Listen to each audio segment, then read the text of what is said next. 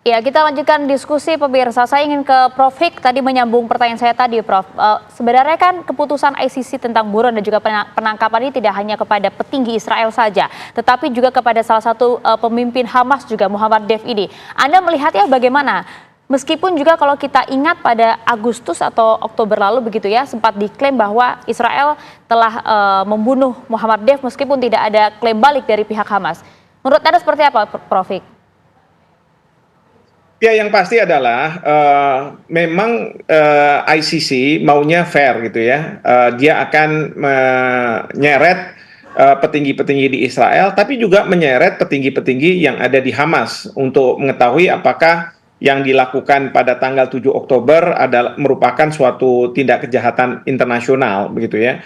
Cuman yang tidak fairnya itu adalah kalau Netanyahu dan teman-teman itu kan ada di Israel, ada polisi dan lain sebagainya yang menjaga mereka lah, yang tidak mungkin secara mudah dibawa ke Belanda gitu, ke Den Haag.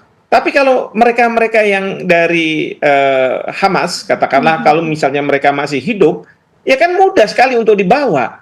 Nah, ini yang saya katakan ini tidak fair gitu ya. Dan sekarang siapa dari Hamas yang akan melindungi mereka seperti katakanlah kayak Amerika Serikat? Karena di Amerika Serikat pada suatu titik tertentu Donald Trump itu mengenakan seolah-olah sanksi ya bagi para pejabat official dari ICC ya. Kalau misalnya mereka akan datang ke Amerika Serikat dan lain sebagainya. Nah, ini siapa? Kan nggak ada negara-negara yang sekuat katakanlah.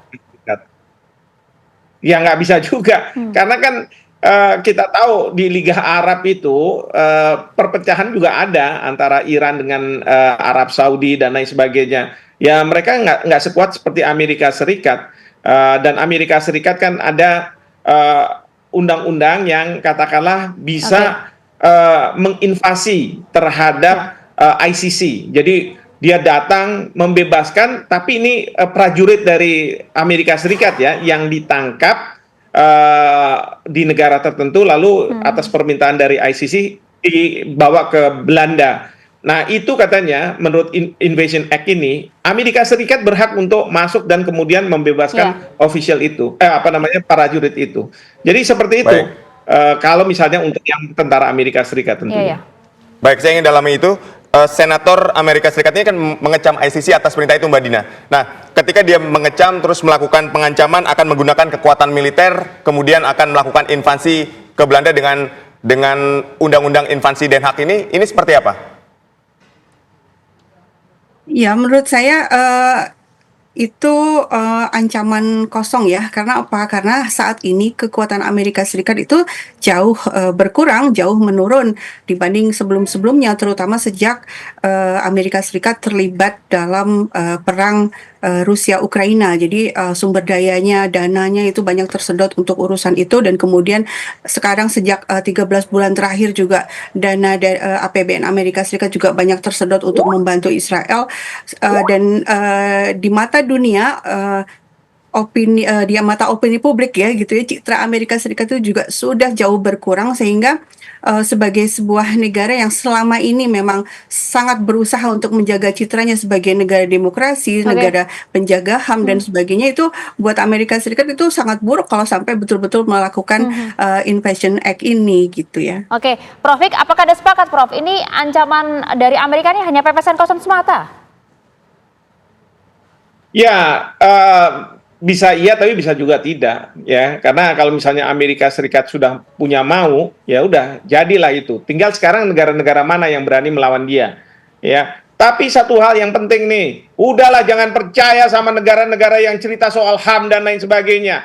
Kalau sudah kayak begini, kita tahu sekarang bagaimana negara-negara seperti Amerika Serikat yang dianggap sebagai kampiun dari HAM melakukan perlindungan terhadap orang yang melakukan kejahatan, diadili saja tidak bisa, tidak mau mereka orang ini dibiarkan untuk diadili. Ini kan sudah sesuatu yang menurut saya sudah di luar pemahaman dari manusia. Seharusnya ya diserahkan saja, ya diperbolehkan atau misalnya didukung, nggak usah dikecam dan lain sebagainya. Toh masih belum tentu apakah memang terbukti atau tidak terbukti. Tapi inilah kekuatan, dan namanya di masyarakat internasional yang berlaku adalah siapa yang kuat, dia yang menang. Baik, artinya berlaku hukum rimba. Jadi Mbak Dina, kalau kita lihat bahwa PBB ini sudah melakukan tekanan, kemudian Mahkamah Pidana Internasional sudah melakukan tekanan, lalu upaya apa lagi yang bisa dilakukan untuk menghentikan perang di Gaza ini?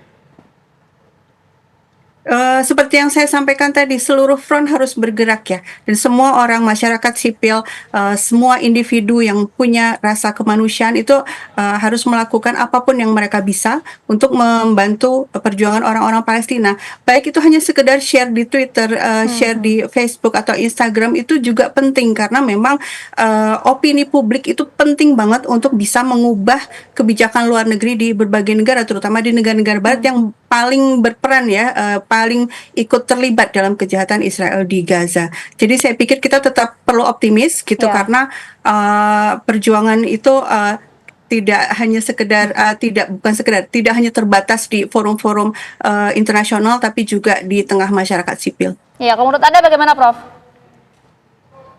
Ya, pertama adalah perkuat rakyat Israel untuk paham bahwa ini merupakan genosida. Buat mereka jatuhkan Perdana Menteri Netanyahu, ya. Karena nanti kalau sudah dijatuhkan diganti, maka kita berharap ganti pemerintahan, ganti kebijakan. Dan mudah-mudahan pemerintahan yang baru akan mengirim Netanyahu ke ICC. Ya, itu pertama. Yang kedua, kita yakinkan rakyat Amerika Serikat, meskipun di bawah Presiden Trump nantinya, ini akan lebih berat lagi nih terkait dengan bagaimana Amerika Serikat akan membacking Israel. Nah, ini yang kita harus juga dengungkan ke rakyat Amerika Serikat untuk supaya mereka bisa memastikan bahwa Trump tidak akan menghalang-halangi kalau misalnya terjadi hal seperti ini. Tetapi saya agak sedikit pesimis kalau kita bicara soal Presiden Trump nantinya yang akan memimpin. Demikian. Baik, terima kasih Prof. Hik dan juga Mbak Dina telah berdialog bersama kami. Sehat dan sukses selalu.